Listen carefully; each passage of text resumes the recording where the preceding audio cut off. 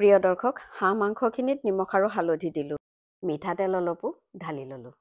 তেল, হালধি, নিমখখিনি ভালদৰে মাংসৰ লগত সানি ল'লোঁ। মাংসখিনি এতিয়া ফ্ৰিজত ৰাখি থৈ দিম। এইখিনি সময়তে গছৰ পৰা কোমোৰা ছিঙি এওঁক ফালিবলৈ দিম।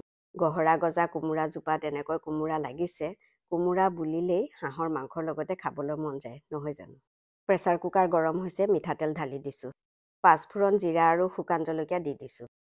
মিক্সিত বটি লোৱা পিঁয়াজ, আদা, নহৰুৰ পেষ্ট তেলত দি ভালদৰে ভাজি লৈছোঁ। জিৰা, ধনিয়া, হালধি গুড়িৰ লগতে নিমখ দি দিছোঁ। কেঁচা জলকীয়া ফালি তেলত দি ভালদৰে ভাজি লৈছোঁ। মছলাখিনিৰ কেঁচা গন্ধ গৈছে, তেল বিৰিঙিছে। এতিয়া মাংসখিনি দি দিছোঁ। তেল আৰু মছলাৰ লগত মাংসখিনি অলপ দেৰি ভাজি ল'লোঁ। জালুক কেইটামান দি আকৌ মাংসখিনি ভাজি ল'লোঁ। মাংসখিনিৰ পৰা এয়া তেল ওলাইছে। কাটি ৰখা কোমোৰা কেইডোখৰ মাংসৰ ওপৰত দি আকৌ ভালদৰে লৰাই দিছোঁ। গোটেইখিনি কোমোৰা দি ঢাকনিৰে কুকাৰটো অলপ দেৰি ঢাকি ৰাখিলোঁ।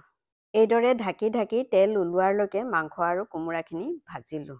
বাওঁ ভৰিটো অলপ দুখ পাই আছোঁ, ফিজিঅ'থেৰাপি কৰি আছোঁ, থিয় হ'ব নোৱাৰোঁ, গতিকে প্ৰেছাৰ কুকাৰতে মাংস সিজাই ল'লোঁ। সঁচা কথা ক'বলৈ গ'লে মাংসতকৈ কোমোৰা খাবলৈ বেছি সোৱাদ লগা হৈছিল। ধন্যবাদ।